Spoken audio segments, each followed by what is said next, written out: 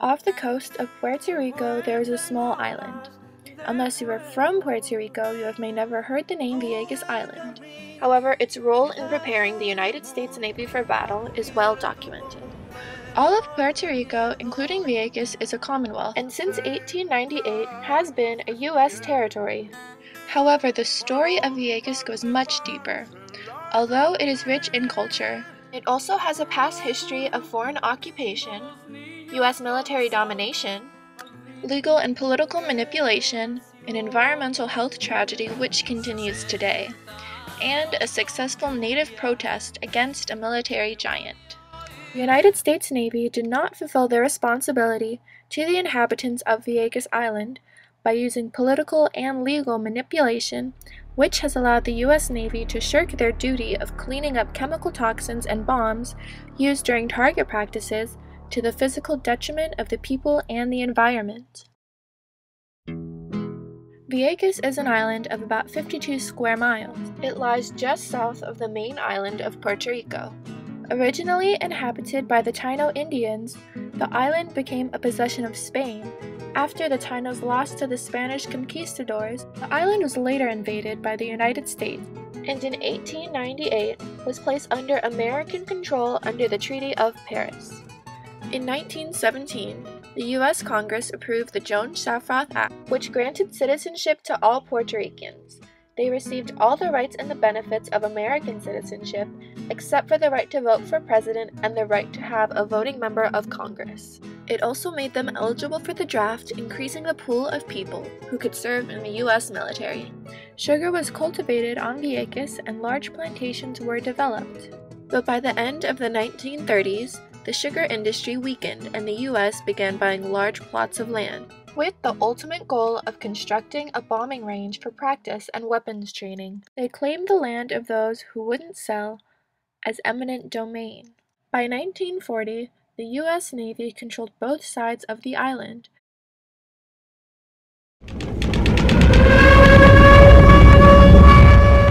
Target practice began on the island. Unprepared for the disruptive quality that the weapon training brought to their lives, many small civilian protests began.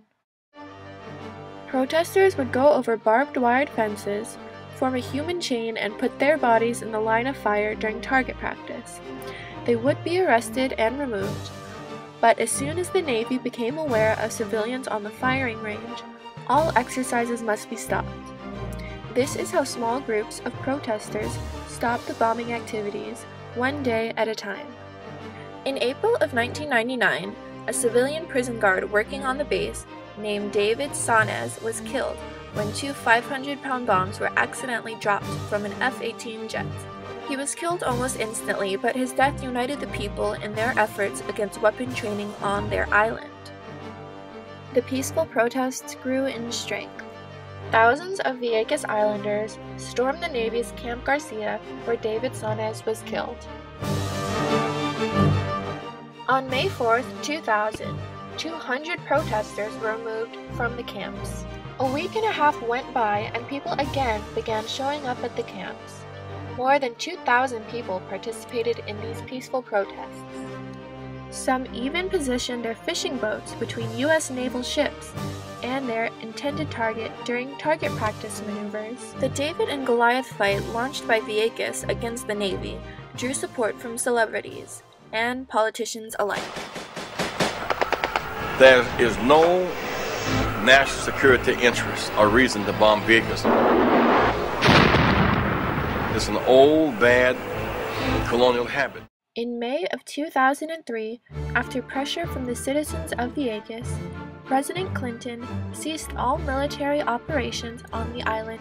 What resulted next and continues today is an example of how political and legal manipulation is allowing the U.S. Navy to neglect its responsibilities to the U.S. citizens on Vieques Island. When the bombing stopped, the U.S. undertook a wide-scale environmental cleanup as the lands in question were officially handed off to the U.S.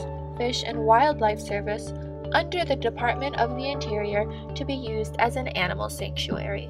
Specifications for cleanup are very different for a wildlife sanctuary than they are for human use. so thousands of unexploded ordnance casings and containers remained behind. Was the decision to define the area for animal, not human use, a political move made in order to save millions on cleanup and restoration? According to a Puerto Rican Health Department report, Vieques residents have a 381% higher rate of hypertension and 45% higher rate of diabetes than people living on the larger island of Puerto Rico. They're also contaminated with high levels of mercury, lead, and arsenic. My friend was in the hospital, almost dying. So they went over there to conduct a test, a hair test and blood test. And when the test came back, he came with very high levels of uranium and lithium and arsenic and lead and gunpowder. So the doctors in the hospital, when they saw that test, they said that this is impossible. This test is results in this test is total full contamination is more than 100%. And they said that test is not good, so they should conduct that test again. They should perform that test. And they did the test again, and the test came the same like the first test.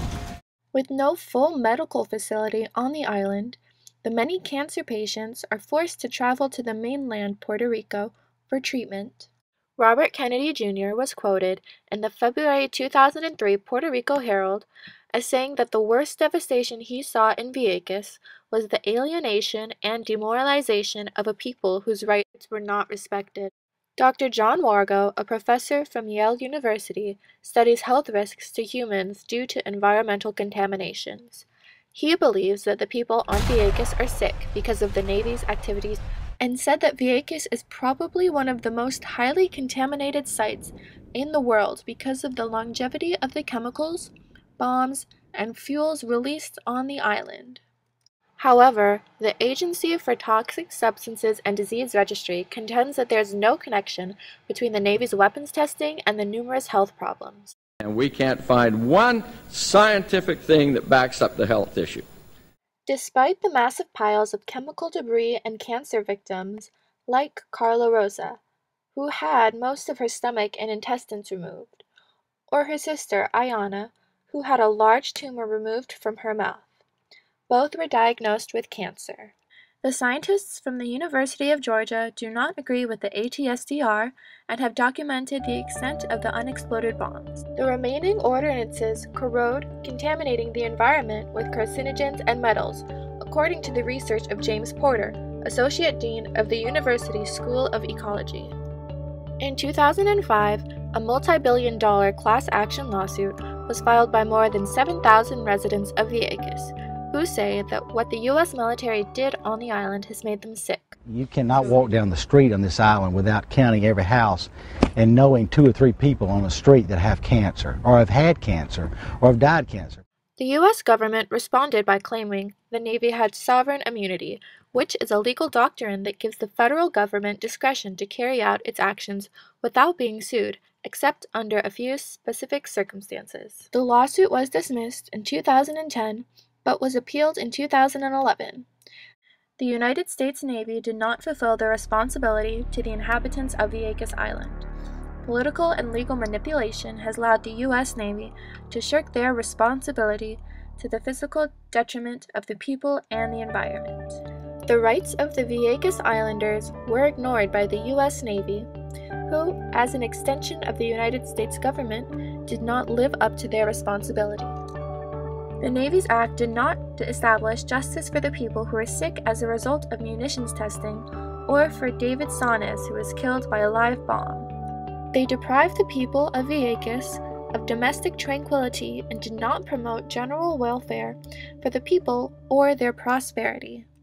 The people of Vieques continue to fight for the blessings of liberty, the promise of the basic rights found in the preamble to the Constitution should be inherent for all U.S. citizens, no matter where they reside, and they should be upheld to the highest degree possible, so the U.S. can continue to have the right to be called the most powerful military in the world, and to fight for justice and peace.